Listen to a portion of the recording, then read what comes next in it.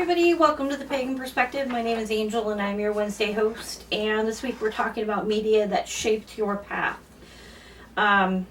It's inspired by Chloe's post about Harry Potter. It's novicewitchblog.wordpress.com. I'll put everything down below as usual. What media, if any, influenced how you see your path? So I can't say that any form of media, entertainment media, hasn't influenced my path, because that would be untrue. And I think that everything influences your path that comes into your life. So obviously, if there is a movie or a television show that represents or is supposed to represent your particular beliefs or path, you're going to connect with it on some kind of level. So I wrote down a few shows. Some are movies, some were books and then movies, and some were just television shows, and what they kind of shaped my path in different ways. The Wizard of Oz was the stereotypical Hollywood cackling witch with the green face and all that stuff, but I had a very rough childhood when I was young, and I connected with the witch on a very different level. I've always been connected to things that are magical or whimsical or what have you, but this was very specific for me because, and also as a child I was always fascinated with witches. I dressed up as a witch every single Halloween. I loved that she could fly away, that she lived in a big protected castle. She was powerful and people were afraid of her.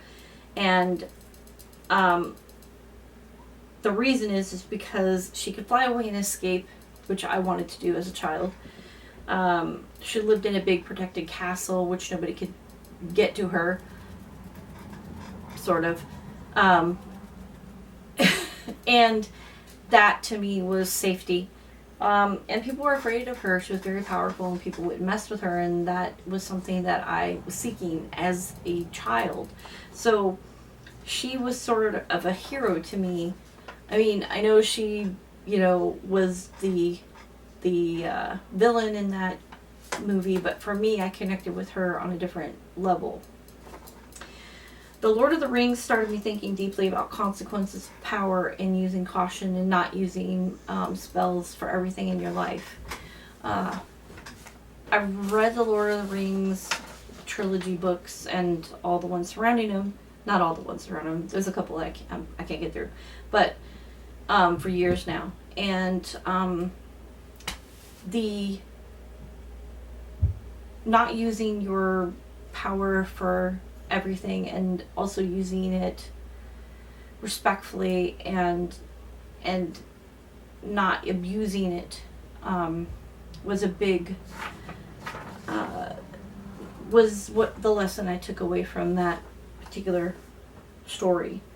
Practical magic, this actually got me thinking about herbs and energies, and inner power. Inner power, not even just magical power, but also your inner voice power. Harry Potter started me focusing on community and education, educating the Muggle world about the magical world, and community and building the community that I couldn't see. So I've moved a lot in my life and have had to start over in different communities. And I was thinking the other day that I live in Massachusetts and that it's incredibly difficult up here was incredibly difficult up here to find anybody to communicate with. But looking back, I can honestly say that it's pretty much all over the country and maybe all over the world. I haven't been everywhere. So, but the places I've lived on the West Coast, in the South, and up in New England now. And the community is probably because of the negativity around witchcraft and anything to do with it. People have had to be very secretive, and that's just kind of been exacerbated into where the community doesn't feel very cohesive anywhere I've been. So Harry Potter, when I watch it, it makes me want to really reach out to the community, and not just the magical community, but also the non-magical community, and educate them on what we're really about. Bewitched showed me that witches weren't just green face, long-nosed, warty women. They were wives, mothers, and friends, everyday people, and not just in costumes. That being a witch was an everyday thing. It wasn't just on Sabbats or when you wanted to do casting. It was everything you do has a magical connection to it. And the last one is The Good Witch. That was on the Hallmark Channel. And that one, she's basically an outsider where she tries to get into this community. And she does it by being very much herself and proud of who she is. And she's not arrogant. She's very humble. She shows compassion. And that... when you are an outsider, every time I've had to move and reconnect or connect with communities, I can honestly say that there has been a tad bit of bitterness, a little bit, on how hard it is to connect with people and how offish they are to you. And, it becomes very much a process where you feel like, okay, I'm either just going to give up or, and just say screw everybody, or not. And so when I was watching these, it was right after I moved up to Massachusetts, and it made me think,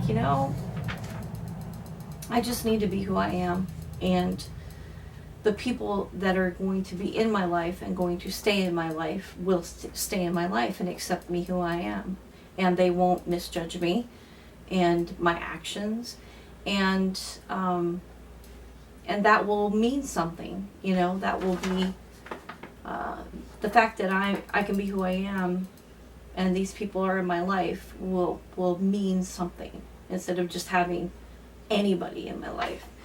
So I think that these different television shows and movies and books shaped me on my path, but they also shaped me as a person. And that, I think, I don't want to say is a separate thing, because it's not. You are your practice is you, but I think that there are two parts of you, and so yeah, that's my list. And I do think that things like entertainment do shape you and your path in different ways, and that's the wonderful thing about it.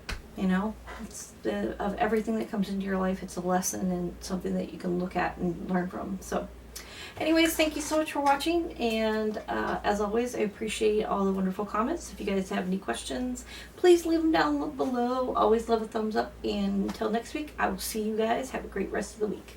Bye!